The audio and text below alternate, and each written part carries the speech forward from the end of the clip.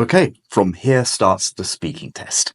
This is the speaking test of the International English Language Testing System, center number DDE 120, and the candidate is Zohre Mirzapur.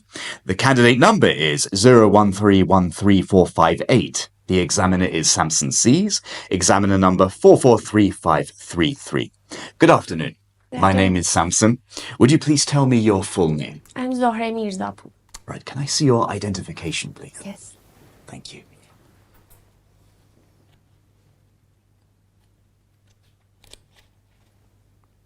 Wonderful. Okay, let's talk about your neighborhood.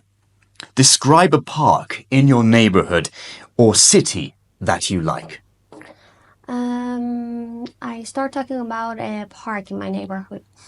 There's a small park at the end of my street. There is a fountain in the middle. There are some benches where you can sit and relax. There's also a small garden, and some of the local neighbors plant flowers there every year. Right, and what can people do there? Actually, it's a small park, so there's not much to do there. It's just for looking pretty.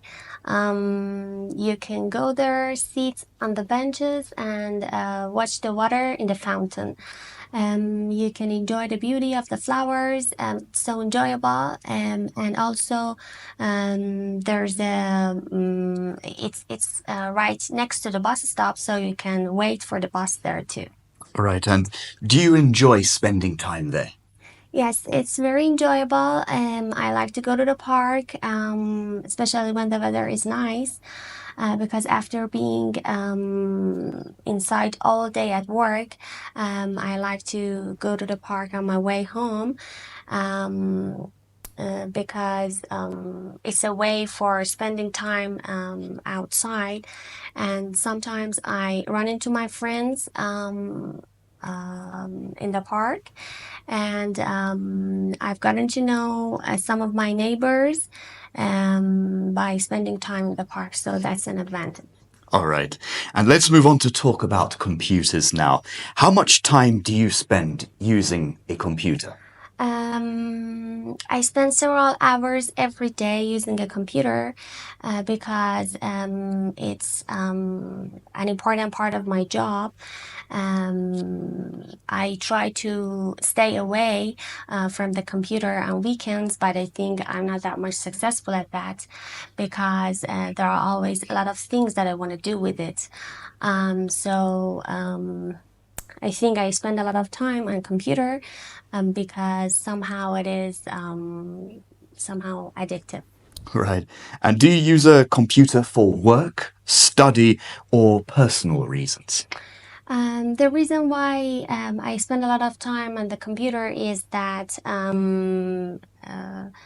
use it for my work. I use it for my work, and the most of my work involves creating documents for the company.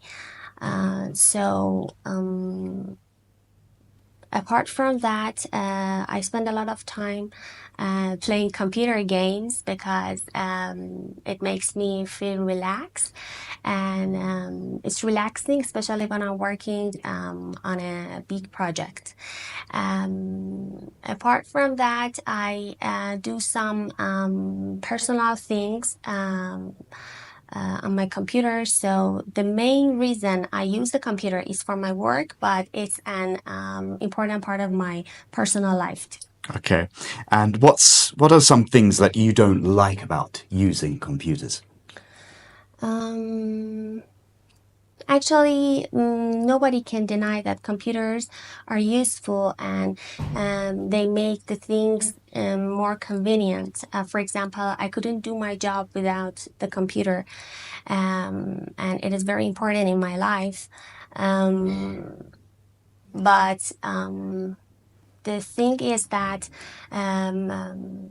as I said, computers are a little bit addictive. For example, sometimes I spend a lot of time. I end up using the computer an entire afternoon, an entire Saturday afternoon, instead of spending time with my friends, family, or relatives, or going outside or doing exercise. So I think there should be a strategy to take away or stop overusing the computer. Okay, thank you very much. That's wonderful. All right. In this part, I will give you a topic and you will talk about the topic for up to 2 minutes. You have 1 minute to think about what you're going to say, and you can make notes to help you if you wish. Do you understand? Yes. Okay, great. So here's a piece of paper, pencil, and here is your topic. I want you to talk about your favorite subject you studied in school. You now have 1 minute to start making notes. Okay.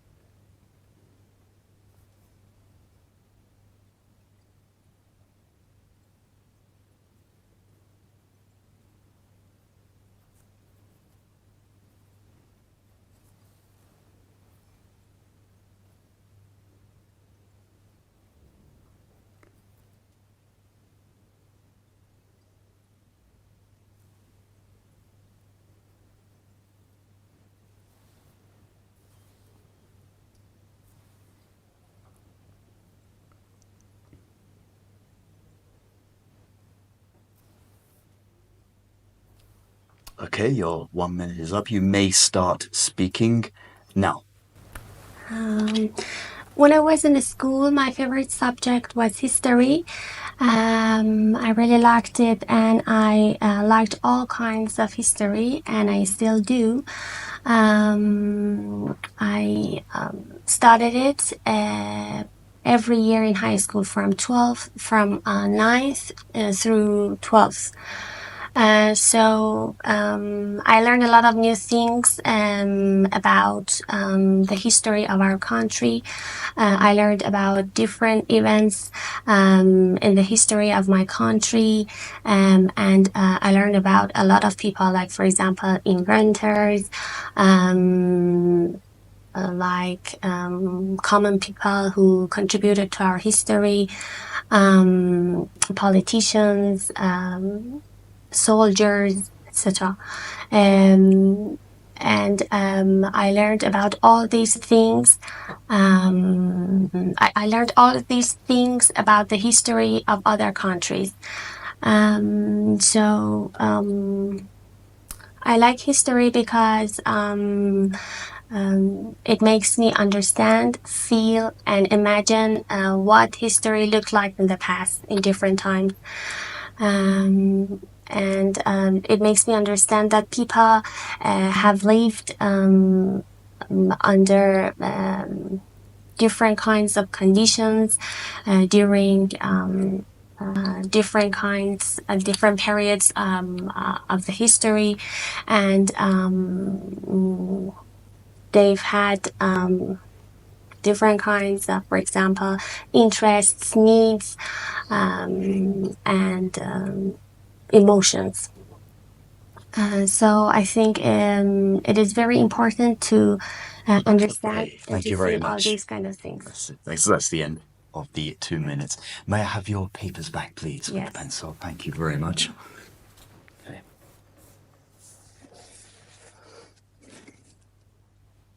Okay, so in part two, we've been talking about a subject you studied in school. Now, I'd like to ask you some questions related to this topic. So, what school subjects were offered in the past that are not offered now? My parents told me that when they were in school, girls studied home economies and boys studied shop. Or, for example, girls learned how to cook and sew, and boys learned how to build and fix things. Now we don't have those kind of subjects in school, and it seems very funny to me to spend time on those kind of things because I think we can learn them at home. And if you are interested in those subjects, actually, they are not academic things, academic subjects, and they are not things for school. Right. And what school subjects should be offered in the future that are not offered now, do you think? I think that's a very interesting question because we cannot predict the future. And the thing that is changing every day is technology. So I think whatever schools teach should be related to the history. Should be related to the technology of the future. For example, maybe students will learn at home by will learn at home alone by using the computer or internet, or they will learn the same or similar subjects as we are learning now, but they will learn in a different way, for example, by using the internet or computer. Right. And do you think the main purpose of education is to accumulate knowledge or to prepare for a job? I think both things are important. For example, when you are younger, you need to learn basic skills. For example, you learn how to write, read, and use a computer. Then you learn to think, analyze, and interpret. So these are the skills that you need in all steps of your life, in all aspects of your life, especially for your future job. But then when you are a little bit older, for example, in high school or in college, you start focusing on the skills that you might need in the future for a specific type of job. So I think both things are important, and that's it. Okay. And how important is it to have an educated society?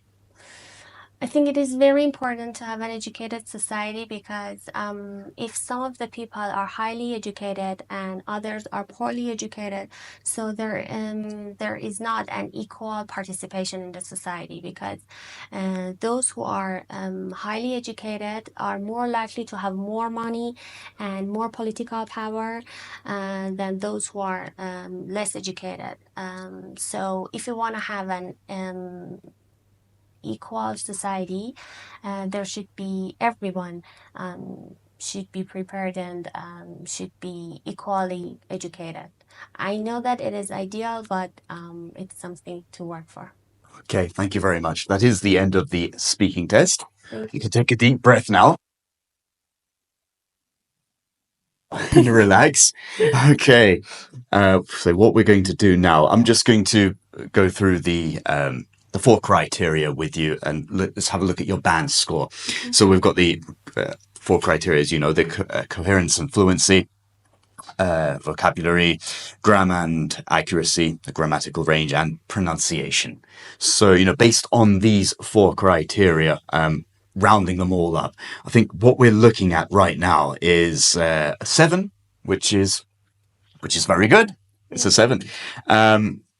I wanted to give you actually 7.5, but there was certain, a few bits and pieces here we could look at just to help you increase one band score. I would say you could go for it. You could get an 8 if you follow certain techniques.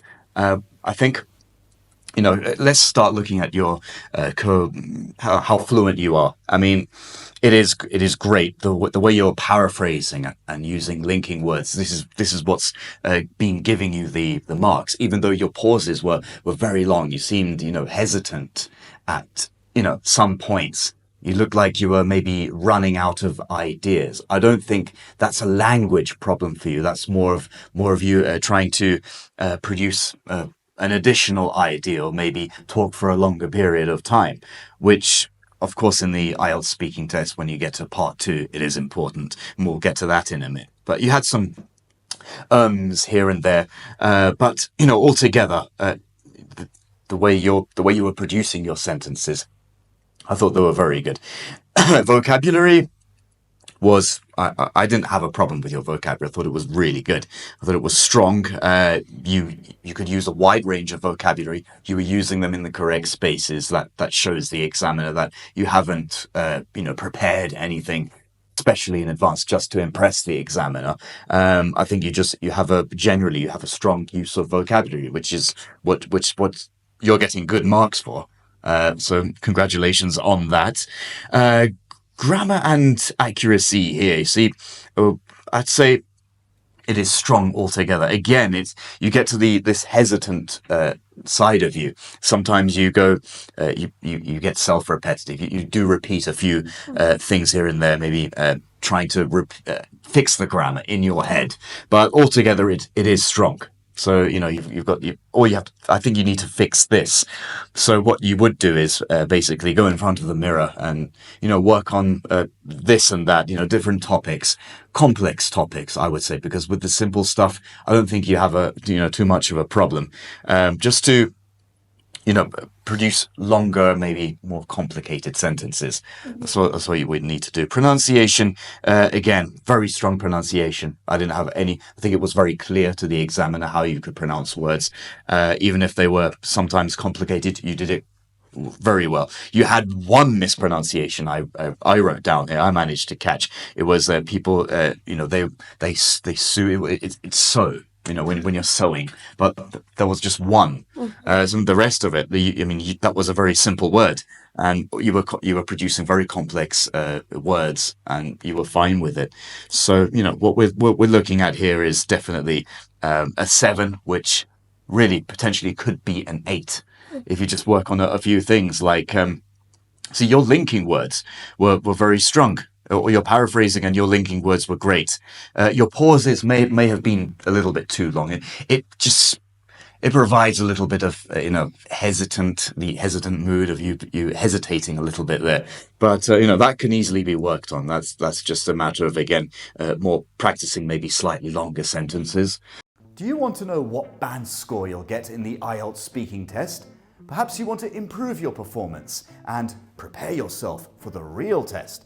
Then why not book an online mock test with us that will last for 25 minutes, 12 minutes of the test itself and 13 minutes of comprehensive feedback, plus we'll give you useful tips on how to make your performance better. Remember, all our examiners are especially trained by British Council instructors, so we know how to help you.